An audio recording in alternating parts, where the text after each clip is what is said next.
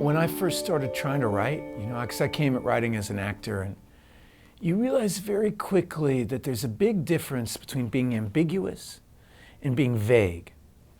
And being vague is out of focus, blurry, oh yeah, everything's kind of true.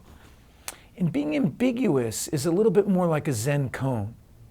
You're ringing a bell towards a larger truth. And you're guiding an audience to think for themselves rather than dictating an answer.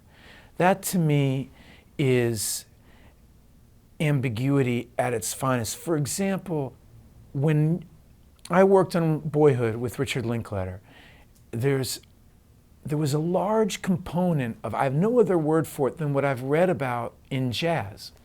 The beauty of jazz music is that there's no plan. There's a plan, there's an architecture. Let's take something obvious like my favorite things, right? John Coltrane's my favorite things. If people know one jazz thing, often they'll know that one.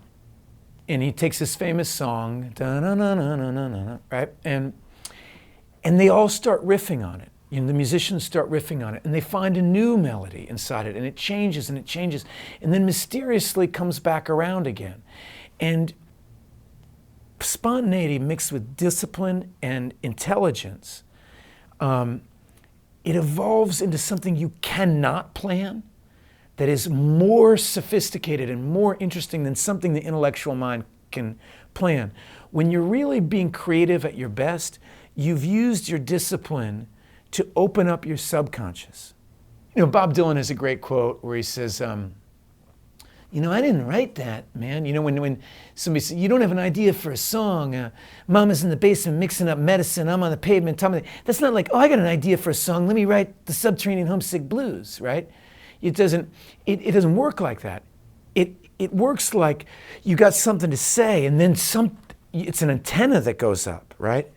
And some people, I think, mistakenly think somebody's channeling God or something like that. In a way, you're channeling yourself, and you're channeling your own questions and your own seeking and your own, which is deeply connected to your own. We all have it. We all have an essence, a center that is us. We have it the day we're born. And when you can access it, then you can access the subconscious. And that's going to be more powerful and more true than anything your intellectual mind has to say. I want to write a screenplay, and I'm going to write an important screenplay about the election process in America, because I have something to say about it. I think it's fraudulent, I think it's stupid, and I'm going to write a screenplay about a woman, and you start working on it, and you have this idea about what the result of the screenplay is supposed to be. And it's kind of like saying, I want to win the game. You can't win the game by trying to win the game. You have to play the game.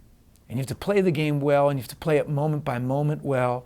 And oftentimes, if your right action, right thought, right motivation, right work ethic, you'll win the game. But you can't try to win the game. You're jumping over hurdles. It's like my kids sometimes, they know it's wrong to lie, but they don't know why. So because they don't know why it's wrong to lie, they still think that if they could get away with it, then it might not be wrong, right? And if you know why you're not supposed to lie, then you know that it doesn't matter whether you get away with it or not. I find creativity at its best is not working towards a result. Yes, we do the Before trilogy. Sometimes I did these 3 films, Before Sunrise, Before Sunset, and Before Midnight. And we often jam ourselves into position, meaning, oh shit, we've gotten these people to agree to finance the movie. We've got to start on August 1st, and we only have 20 pages. Like that happens. So yeah, we do have an agenda to finish this thing. But Richard Linklater's patience is incredible. I mean, we started Before Sunrise with a scene in the script that just said, scene 63, the best scene in the movie. Then it goes to 64. Like, I mean, it literally was, it's the best scene in the movie. Jesse and Celine take their relationship to a new level we haven't discovered yet. And then it moved on. And we started the movie not knowing what that is.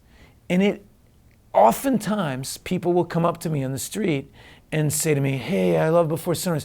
That scene where they pretend to call each other while they're and talk to their best friend, that's the scene where pretending to be on the phone with each other. And you know, that scene happened in a very mysterious way. Julie had an idea, and then Rick had an idea, and then I said an idea, and all of a sudden the scene happened a couple days before. And Rick has an unbelievable patience meter.